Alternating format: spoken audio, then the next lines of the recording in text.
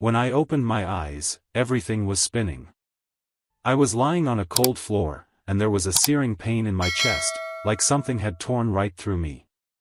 Struggling to breathe, I fought to make sense of what had just happened. Every gasp sounded sharp and metallic, slicing through my lungs. Then, nearby, I heard voices, her voice, my wife Heather's, of all people. "You didn't have to shoot him, Mike," she hissed, her words sharp, almost angry, not with remorse, but with annoyance. There was no pity, no hint of regret in her tone.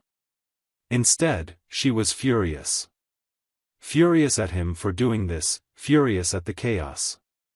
Meanwhile, I lay there, listening in horror. I felt the cold dread settling in, like everything I'd thought was true had just crumbled. My wife, Heather, and this man Mike, her AP, as he called himself in the messages I'd stumbled upon. I wanted to close my eyes, to escape this nightmare, but the voices dragged me deeper into reality. Mike's voice was low, calm, almost chilling in its detachment. "We couldn't let him ruin things. You know that." And in that single sentence, the truth hit me like a second blow. This wasn't some impulsive mistake. They had planned this. Planned to get rid of me, to remove me from the equation entirely. I was just an obstacle, and they decided it was time to eliminate it. "Fine," Heather snapped, her voice tense. "But what about our daughter? What am I supposed to tell her?" There was a sliver of hesitation in her tone, but only a sliver. My heart sank further as I thought of our daughter, Emma. She was at the center of my world, and now, without even knowing it, she was entangled in this brutal betrayal. I could feel the darkness closing in, the shock and pain morphing into something else, a fierce, desperate resolve. I wasn't ready to go down like this, not while she needed me. Somehow, I would find the strength to survive, to fight back. This wasn't over. Not by a long shot. I lay still, fighting through the fog in my head, knowing that every second was crucial. Heather and Mike thought I was out, maybe even dead. But I was very much awake, every nerve alert, listening to their whispers, feeling the searing pain that tethered me to life. As I listened, I felt my blood boiling in a way I'd never experienced before. I wasn't the guy who'd just lie there, a victim in his own life. I wasn't going to give them the satisfaction. I was going to use every last ounce of strength to get out of this. Heather's voice broke into my thoughts. "Listen, we need a story. Something believable. You know Josh's brother lives a few hours away. I'll say he left to visit him and never came back." Her words felt like knives. But Mike didn't seem impressed. "And what about his phone? The guy's all over it, constantly tracking things. We get rid of him, and someone's bound to look. I don't need that kind of attention." They were talking logistics, like I was some inconvenience they were dealing with, something to clean up. Rage seethed inside me, and it kept me focused. Quietly, I reached into my pocket, feeling for my phone, hoping they hadn't noticed it. To my relief, it was still there, though the battery was nearly dead. I didn't have time to think. I needed to do something now, even if it was a long shot. Without making a sound, I tapped a quick message to my brother, Keith, but I didn't have enough signal here to send a full message. I only managed to type, "Help, Heather," and, before the signal cut out. I could only hope Keith would notice the half message and know something was wrong. But for now, I was on my own. I forced myself to keep breathing shallowly, praying they wouldn't notice me moving. Heather started pacing, her heels clicking on the floor, her voice barely a whisper. "Just make sure no one finds out, Mike. I need my life to go on. I don't need him hanging over my shoulder forever." Her words made it clear she'd already moved on, that she'd seen me as a nuisance for a while. Mike's footsteps came closer, and my pulse spiked. He knelt down, and I felt his hand press against my neck, checking my pulse. I went completely still, barely breathing, willing my heart to slow. He pulled back and muttered, "He's alive, but barely. Not much time left." In that moment, I knew I had only one option, to play dead until they left. Then I'd have to escape. It was risky, but it was my only shot. As I lay there, I listened to Heather and Mike's footsteps fading as they discussed more arrangements outside. I knew I had seconds, maybe a minute, before they came back. Summoning every bit of strength I had, I rolled myself painfully toward the back door, stifling a groan as the pain seared through me. But I kept moving, inch by inch, every part of my body screaming for me to stop. I reached the door and pushed myself up just enough to slip out into the night. The cold air hit me hard, shocking me awake, giving me a tiny burst of energy. I staggered toward the woods behind the house, where I knew I could hide if they came looking. I only made it a few yards before collapsing. My vision blurred, and for a moment, I thought it was over. But then I heard the back door open, Heather's angry voice calling out to Mike, "Where the hell did he go?" Their voices were close, too close. Panic surged through me, and I forced myself to crawl further into the trees, using the darkness to hide. My breathing was ragged, my pulse pounding so loudly in my ears that I was sure they'd hear it. But I kept moving, keeping my body pressed close to the ground. From my hiding spot, I watched as they walked around the yard, their flashlights sweeping the area. Mike cursed under his breath, "If he's out here, he won't get far in his condition. But we need to make sure." Heather was seething. "This is supposed to be clean, Mike. If he makes it to someone, we're both done for." Their words gave me a sick satisfaction. They didn't know it, but they'd just lit a fire under me. This was about survival now, about making sure they'd regret every second of this twisted plan. As soon as they turned back toward the house, I seized my chance and crawled deeper into the woods. I knew I couldn't get far in my condition, but I didn't need to go far. I just needed enough distance to get to the road, to flag someone down, to survive. Every move was agony, but I forced myself to keep going. This wasn't over, not by a long shot. Heather had betrayed me, but she didn't know what I was capable of yet. She was about to find out. My breaths were shallow, every inch forward a battle against the burning pain in my chest. But I kept going, inching through the underbrush, driven by a raw, unrelenting need to survive. The further I got from Heather and Mike, the stronger my focus became. This wasn't just about getting away, it was about making them pay for what they'd done, what they'd planned to do. I made it about 50 yards into the woods when the sharp beam of a flashlight sliced through the darkness. I froze, pressing myself flat against the ground, biting down against a cry as pain shot through my chest. Heather's voice broke the silence, eerily calm, almost chilling. "I know you're out here, Josh," she called, her voice drifting through the trees. "You really think you're going to get away? After everything?"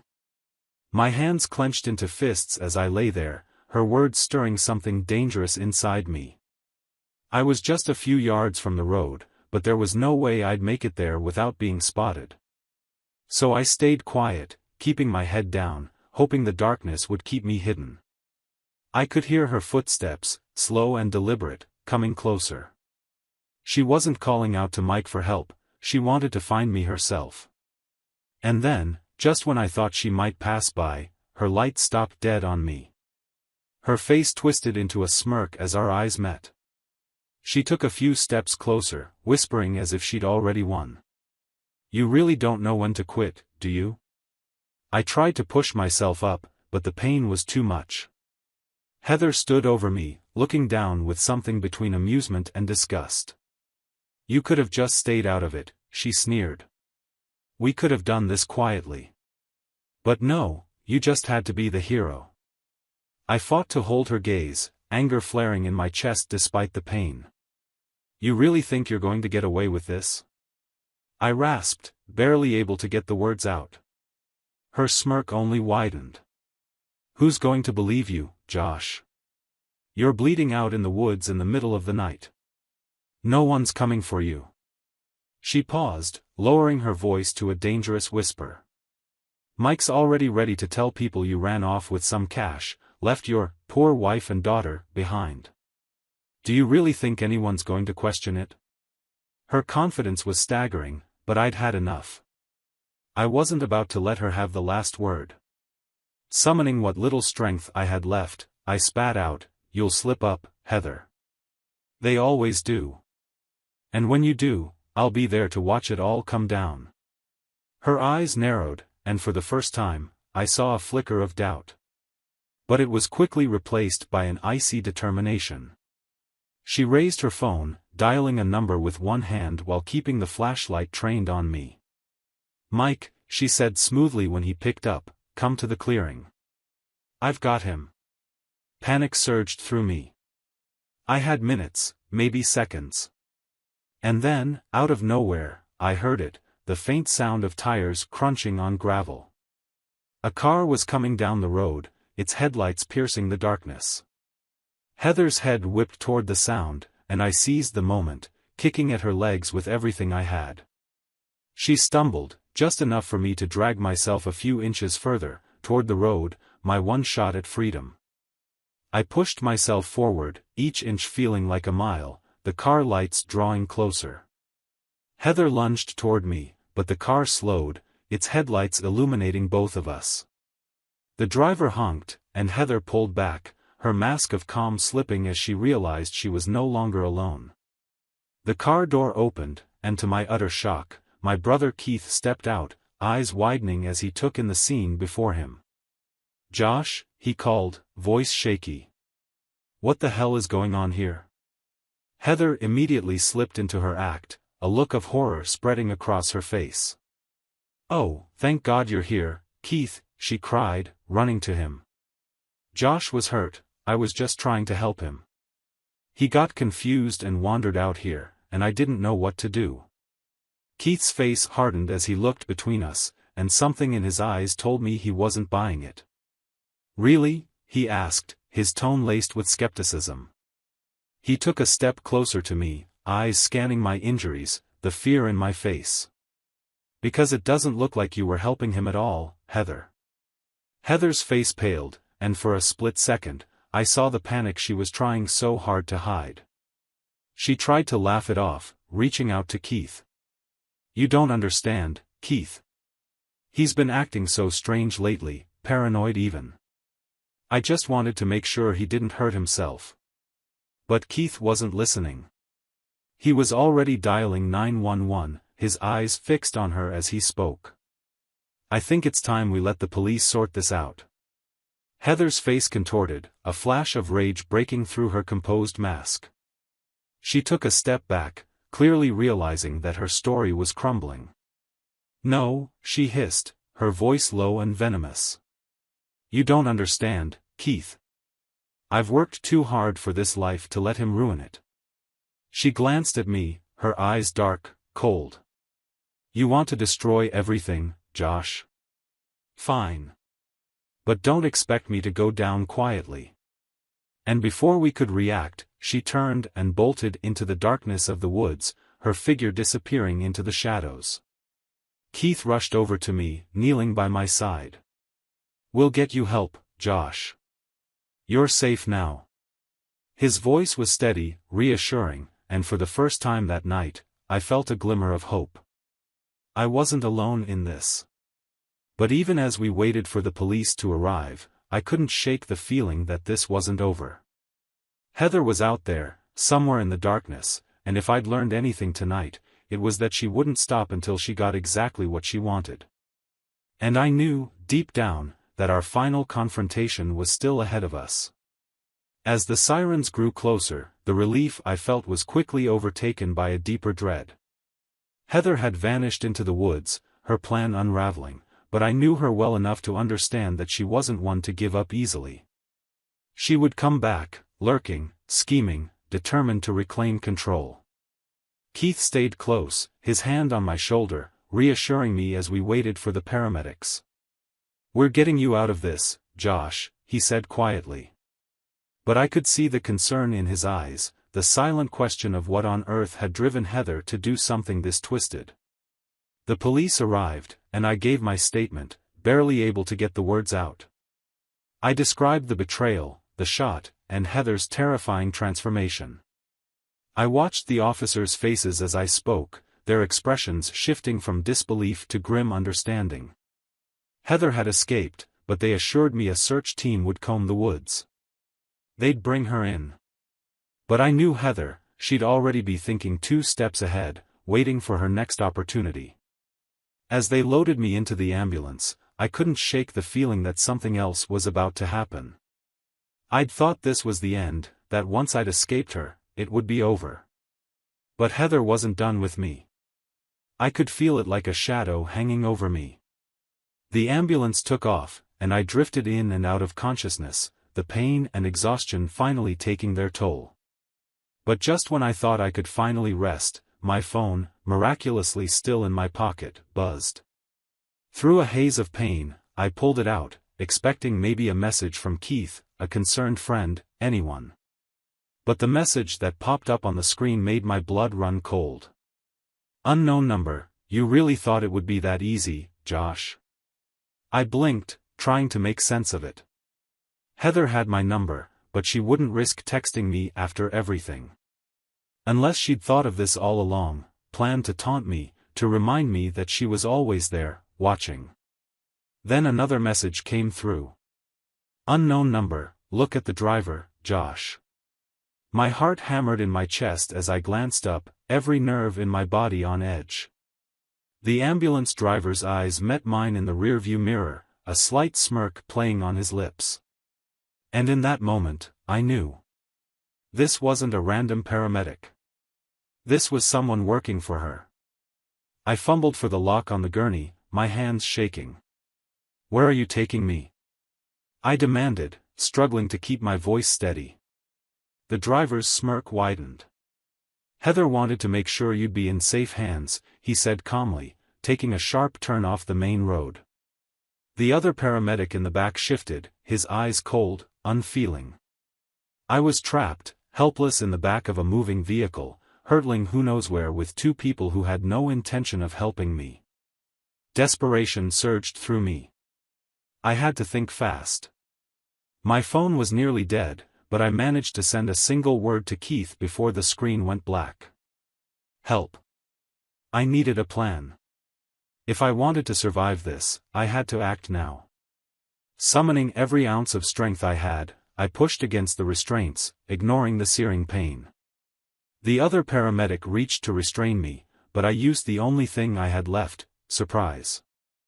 I swung my arm up, knocking his hand back, and managed to unlock one side of the gurney restraint with my free hand.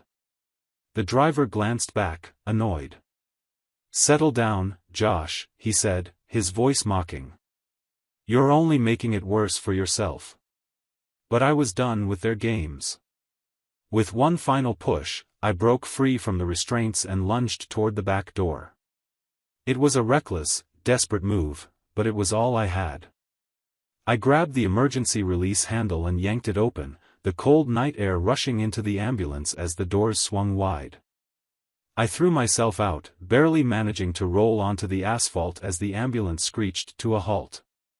Pain tore through me, but adrenaline drove me forward, forcing me to my feet as I staggered toward the tree line.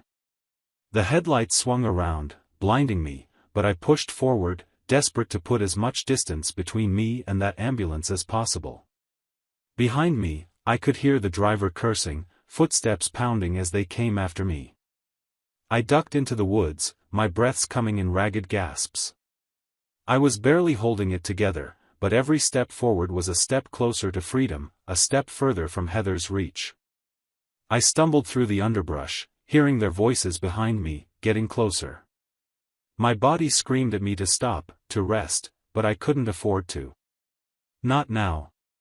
And then, through the darkness, I saw it, a small cabin tucked among the trees, its windows dark, seemingly abandoned. I sprinted toward it, throwing myself against the door and praying it was unlocked. It was. I stumbled inside, slamming the door behind me, locking it as quietly as I could. I could hear their voices outside, moving closer, but for now, I had a moment to breathe, to think.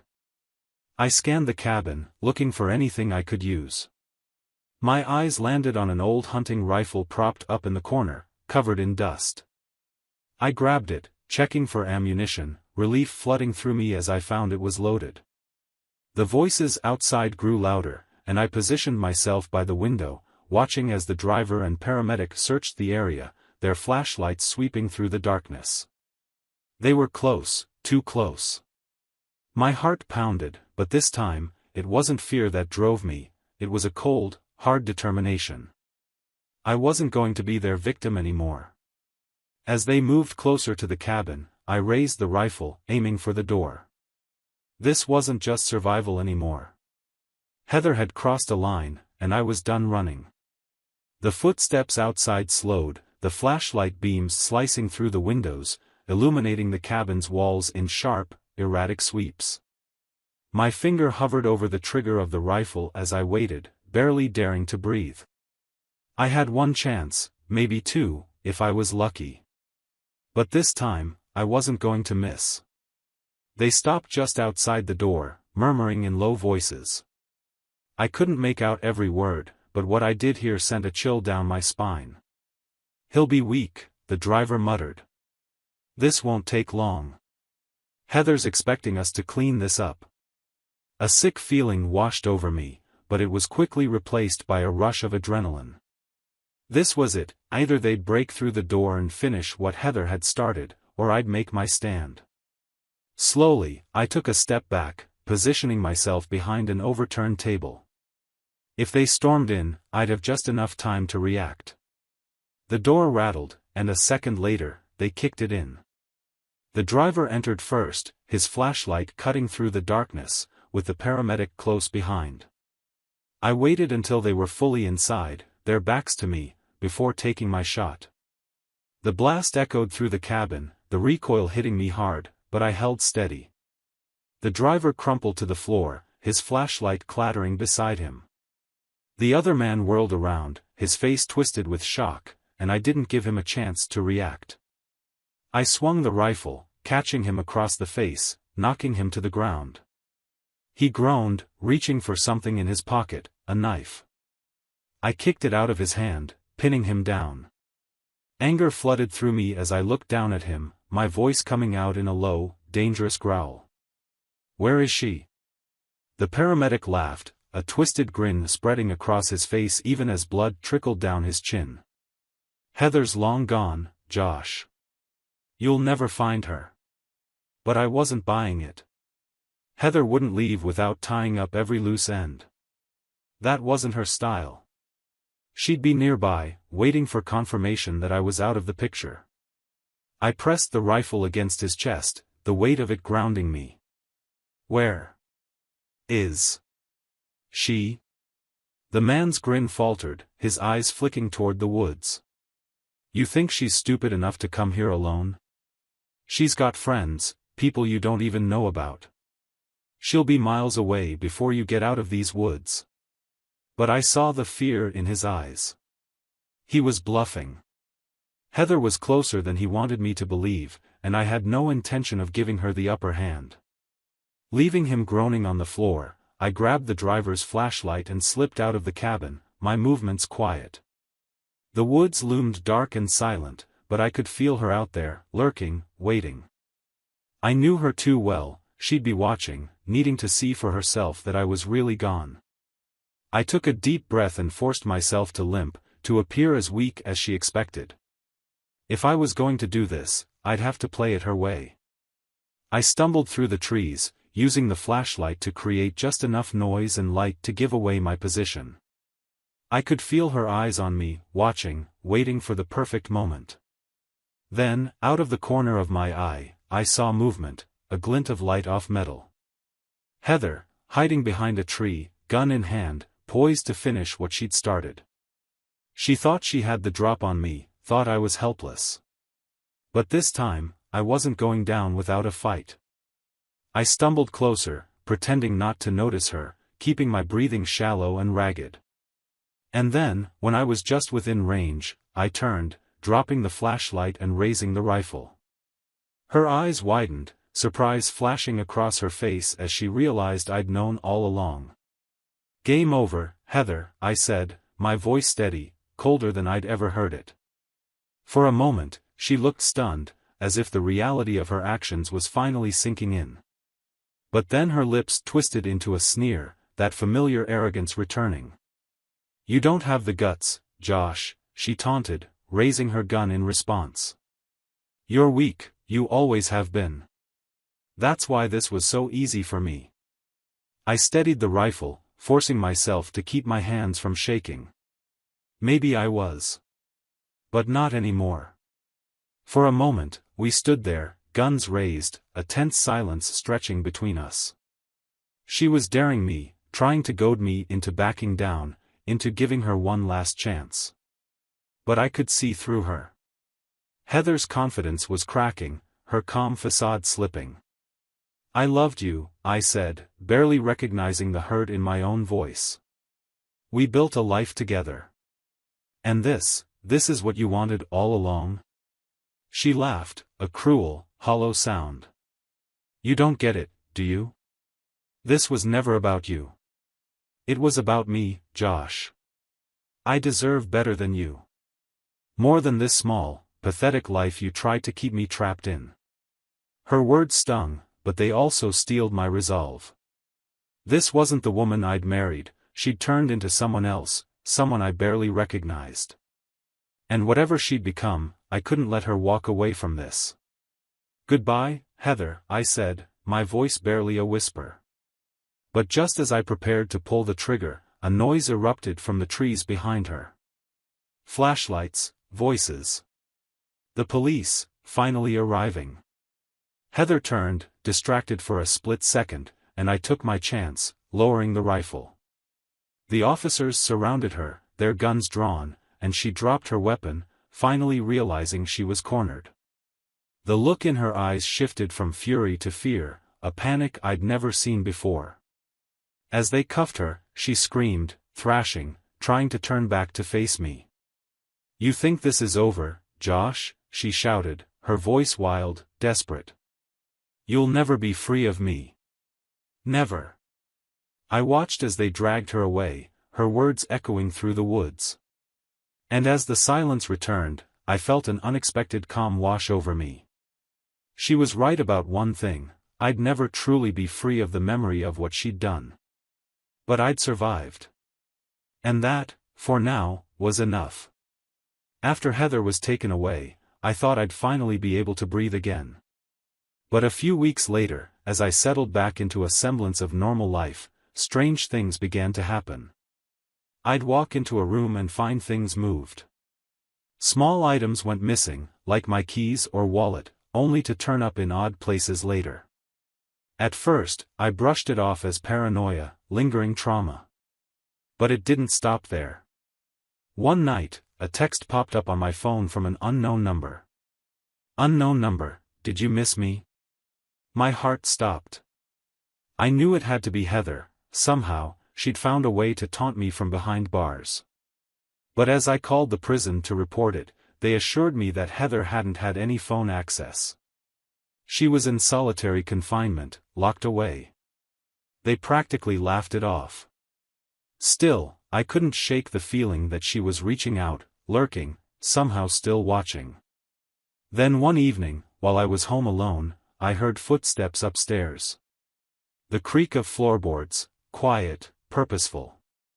My blood ran cold as I grabbed the rifle I'd kept close ever since the night in the cabin. Slowly, I made my way up the stairs, the weight of each step matching the thud of my heartbeat. As I reached the top, I saw a shadow flicker in the hallway. My pulse spiked. "Who's there?"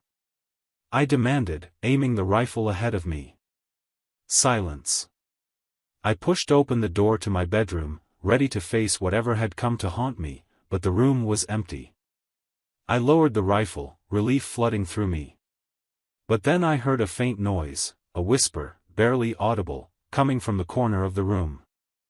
I turned, and there, scrawled in red lipstick across the mirror, was a single line. "I told you, Josh. I'm always watching. I stumbled back, unable to believe my eyes. How could she have done this?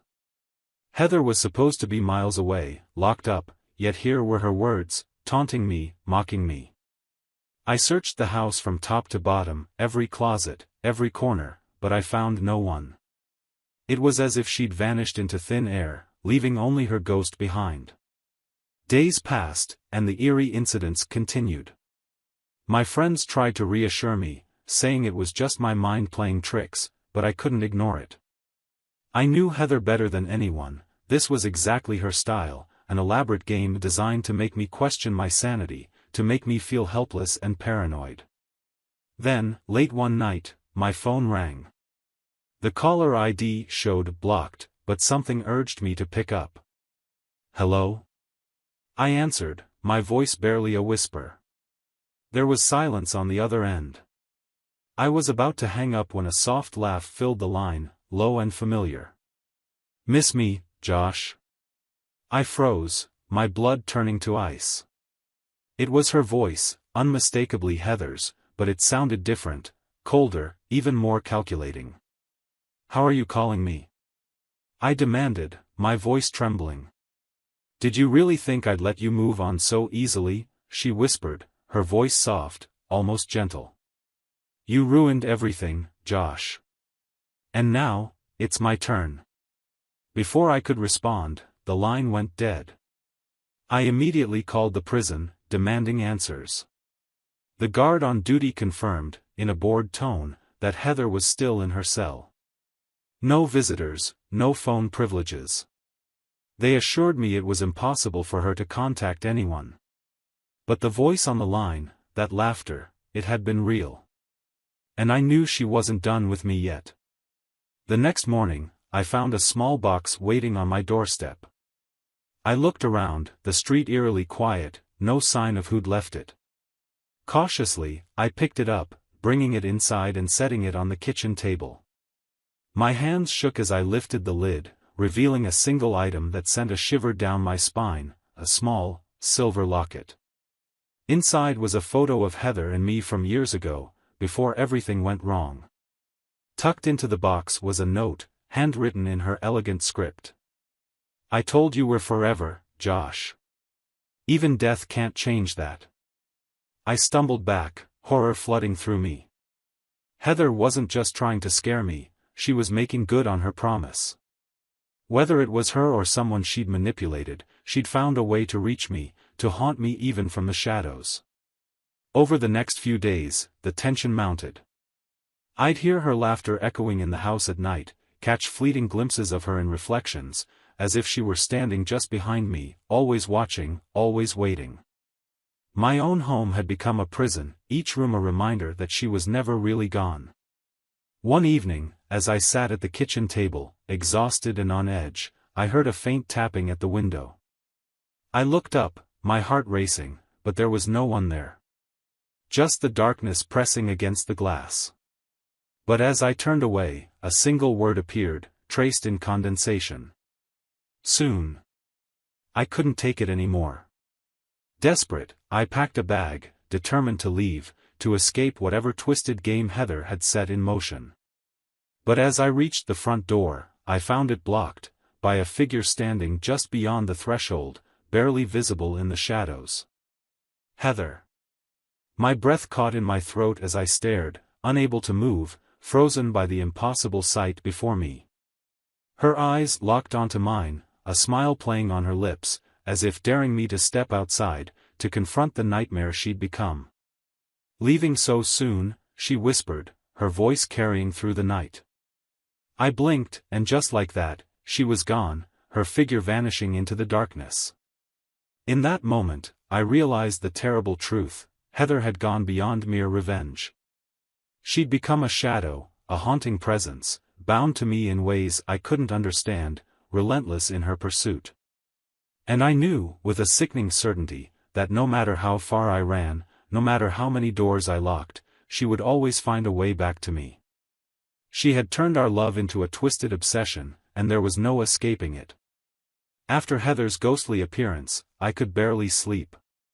Each night felt like an endless watch, my mind racing, trapped between paranoia and exhaustion.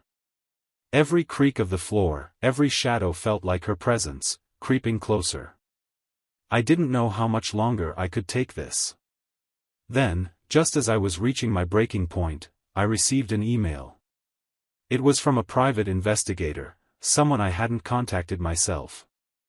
The subject line read, "Urgent, regarding Heather." With trembling hands, I opened it, skimming through the message. The investigator claimed to have information about Heather, something no one had told me. His words felt unreal. "Mr. Green, I was recently hired to investigate a case involving your wife, Heather. I believe she may be far more dangerous than you realize.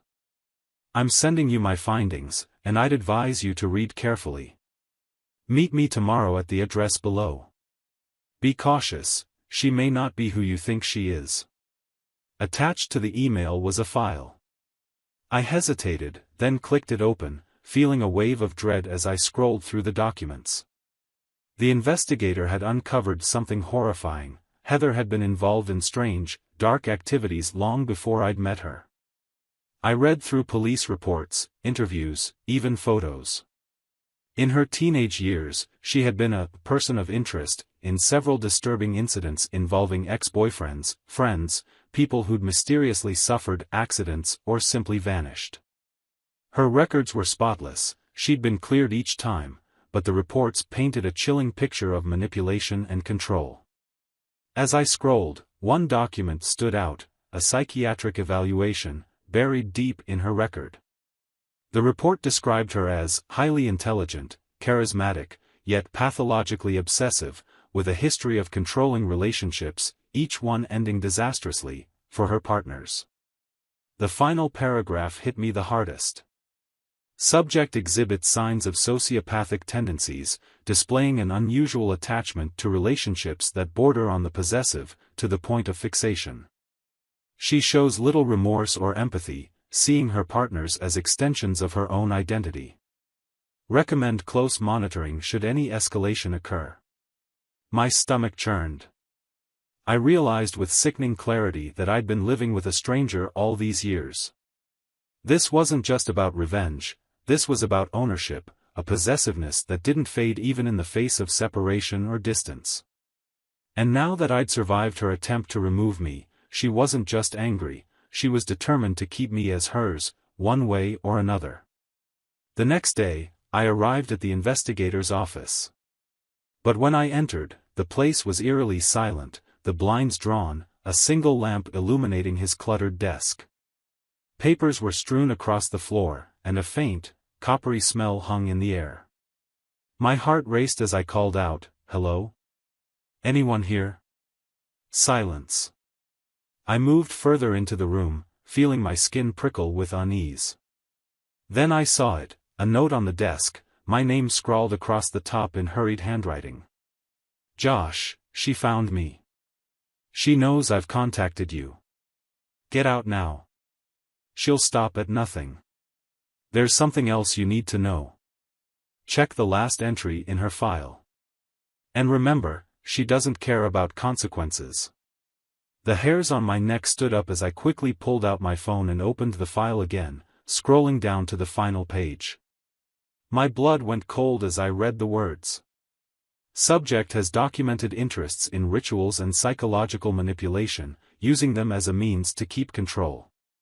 Believes in a bond that transcends physical life, has referenced binding partners to her, using whatever means necessary to retain possession of those she claims to love. I felt the room closing in on me, her chilling words from the night she was taken away echoing in my mind, "You'll never be free of me."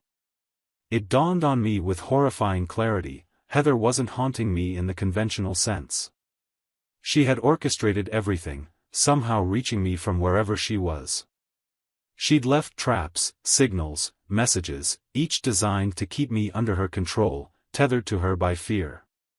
As I stood there, trying to process it all, my phone buzzed. It was a text from an unknown number. "Josh, it's almost over. Just come home. I'll be waiting." My breath hitched. Heather was calling me back to the place we'd shared, the place she'd made her own domain. But this time, I knew that going back would mean stepping fully into her web, letting her have exactly what she wanted. But something shifted inside me. I was done running, done being her puppet. If Heather wanted me to come back, I would, but I'd be bringing a fight she didn't expect. With a grim determination, I grabbed the investigator's notes, stuffing them into my bag, and made my way to the house. It was time to end this, once and for all. As I entered the house that night, a strange calm settled over me. The place was dark, empty, but filled with her presence. Shadows flickered across the walls, each one a reminder of the life we'd once shared, now twisted by her fixation. I made my way to the living room, my steps echoing in the silence. And then, out of the darkness, I saw her, a figure sitting in the chair by the window, her silhouette barely visible in the moonlight. Heather. She looked up, a ghost of a smile on her lips. "Welcome home, Josh." I kept my voice steady, my hands clenched at my sides. "This ends now, Heather. You don't own me." She tilted her head, her eyes gleaming with a strange light. "But, Josh, don't you see? I don't need to own you." She stood, taking a slow, deliberate step toward me. "We're bound, you and I. Nothing can change that. You can run, but you'll always come back to me. Always." I took a step back, forcing myself to stay calm. "No. You're done controlling me." She laughed, soft and sinister. "Control?" she murmured. "I don't need control. I need you to remember, every day, that you're mine. That no matter where you go, I'll be there, a shadow in your mind." And with that, she faded, her figure dissolving into the darkness. I staggered back, my heart pounding, as the realization struck me, she hadn't been here physically. She was in my mind, a lingering imprint, a psychological scar that would stay with me forever. In that moment, I understood the truth. Heather's control had gone beyond physical presence. She'd planted herself in my thoughts, an obsession that would haunt me, a part of her living on, bound to me. I left the house that night, knowing I could never truly be free. Heather had won, but not in the way she'd expected. She would haunt me, her memory inescapable, her presence a permanent fixture in my mind. And as I walked into the night, her laughter echoed in my head, a final reminder that some bonds are unbreakable, even in darkness, even in death. I left the house that night, thinking I could leave her behind. That maybe, just maybe, I could outrun her memory, put miles between myself and her haunting shadow. But Heather had always been 2 steps ahead of me, and even now, she hadn't finished her game. The first sign that she wasn't truly gone came a few nights later. I'd checked into a quiet, secluded motel, hoping for a night's peace, but sleep was impossible. The darkness of the room felt suffocating, closing in with a weight that reminded me of her presence. I just started to drift off when I heard it, a faint knock on the door. I froze, my pulse spiking, every hair on my body standing on end. 3 slow knocks, rhythmic, deliberate. With my heart in my throat, I crossed the room, gripping the door handle tightly. My mind raced, conjuring every possibility, but none that made sense. I took a steadying breath and opened the door, half expecting to see her, standing there with that unsettling smile. But the hallway was empty. I stepped outside, glancing up and down, only to see a piece of paper lying on the ground at my feet. Cautiously, I picked it up, my hands shaking as I unfolded it. Scrawled in familiar handwriting were 3 simple words: "You can't hide."